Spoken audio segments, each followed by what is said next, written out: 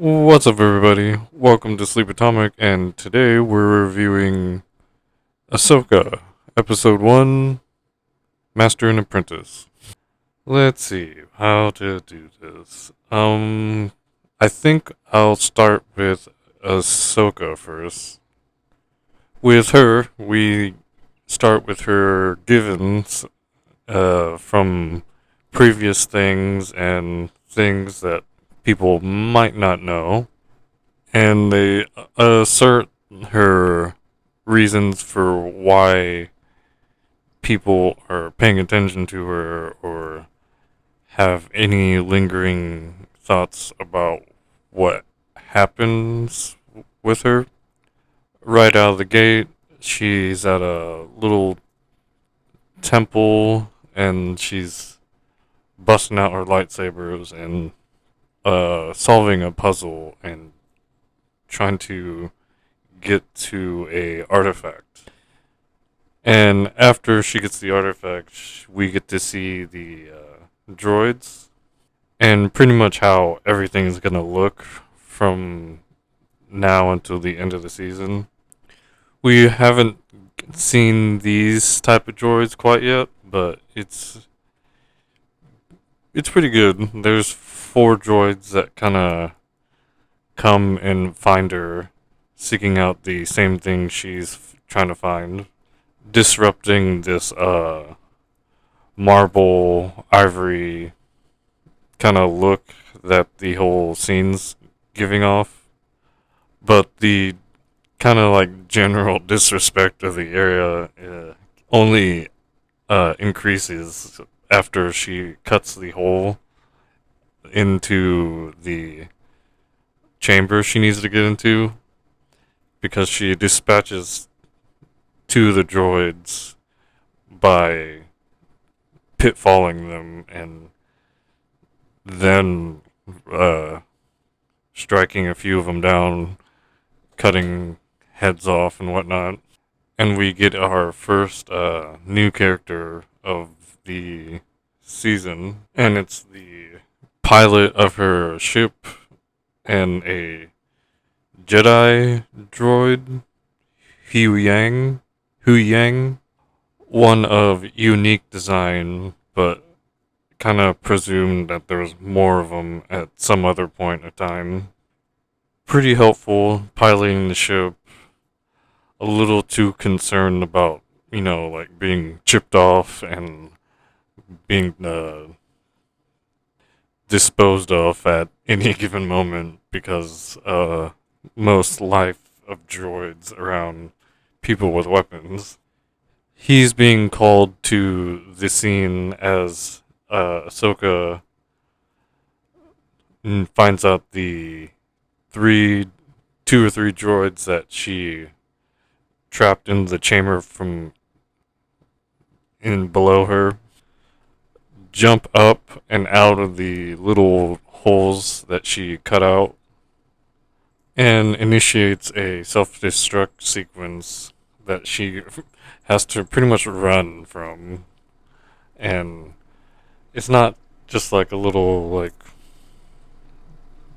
30-foot area or 3 or 4 meter area. It's like a pretty good, like, half a football field. She has to run to the ship that's being lowered, and she doesn't want Hu Yang to land the ship because it's a pretty big explosion. It takes out the whole ruins and the temple that she's at. Probably like a good kilometer, mile, and something. Just ruins the place. This very nice place that I don't know why I'm appreciating so much. And that was our intro for Ahsoka and Hu Yang. And Hu Yang is asked to do some things, and he kind of rebuttals with that. That's a thing for a Padawan. Like, he's like nudging her to have like kids, but she's a Jedi, so it's like, uh, that's a Padawan's job. Like, like It doesn't seem like it until like way later at the end of the episode, and even actually into the second episode of the premiere two. Definitely at the end of the second one, but it's like, oh, we're supposed to have sort of lingering thoughts about what's going on, like it was us having second thoughts or dwelling on something or putting a little too much oomph into something, and you're just like kind of thinking about it later when you like aren't consumed with a task. It's pretty unique because it's not anything that they're showing like Ahsoka's having, because there'll be like some small discussions between Sabine and Hera or General Sedula, where they're like talking about Ahsoka and her intentions about uh, Sabine or something like that, and it definitely did not show. But and it's not like they're making stuff up, because you're technically supposed to generally like know a certain relationship like this. But Ahsoka and uh, Huyang lead us through what is the setup of the New Republic, or at least from our eyes and the movie. The New Republic, as it's called, now very established and seemingly replaced the Empire and everything Imperial, giving off that busy town center vibe as Ahsoka lands, being flown in from the with the fighters that escort her in. I just thought that was very up and up, because everyone just starts off any movie just getting on the ship and like whatevering it. I guess it was part of the Wild West theme of getting into Star Wars. So the very steady, established, and organized vibe going. Ahsoka finds out about the not Sith, but almost Jedi that released the prisoner that she put there herself. And to go into their description, like the very stout, uh, tall person of knightly stature, rocking the beard and just general broad shoulders, seems to tower over most people. And the smaller, die hard, this is what you get, not what you want. I would say lightsaber wielders, force users. But again, they most people, I guess, in this setting, don't even acknowledge what they're doing as a force using, force wielding. Most of them like have not met a Jedi or even a Sith, like in the New Republic. It's almost like meeting a celebrity or living by a celebrity or something. They like wouldn't know exactly like what to what lingo to use or something, but they know they're out there somewhere and could just be at some place at any point of time. I only say so because Hera or General Syndulla, it's like who are these people? Which I thought was kind of like rude. He's like, why would I know? But like Ahsoka plays it to where she's like gonna give her some answers. She plays it like she's like the policeman or detective. It's like, all right, we'll run a match for their lightsabers. But as they're speculating and stuff, they're kind of give out the perception that we're supposed to perceive of the two force wielders. They say mercenary a lot, but they kind of have this noble nobles vibe to them, kind of like medieval style. They're not doing this like vicious, like bloodthirsty thing that we've known certain types of force wielders to do, or Sith. It kind of paints this little picture of them like lending their talents out to people, but for profit or gain. Like saying they're mercenaries is like kind of lowballing it too much, but saying that they're like royal force users or something like that is a little too high, because they are working for someone that we'll find out, and they're trying to find this navigational data map to General Thon and any Imperial trail, because they're all looking for Thrawn. Because the way I see it, they're not looking for any like Sith or like Force users, because it's almost like grasping at like Ghost or something to them, like everyone else. Because it's like, Thrawn? Like, didn't the Sith put all that stuff together? Like, never mind. Like, but it leads into like some of the Star Wars Rebel stuff that I think they didn't get to. The last thing I remember seeing was Yoda getting into some Force deities or some sort of representation of the Jedi or something. But they bring up Ezra and some other characters before finally pulling us to Sabine. And she's a Mandalorian, and at some point, Ahsoka took her as her Padawan. And at first, it's a little difficult to invest yourself into this character, but by the end of the episode, everyone's like trying so hard to like include her and like reach out to her.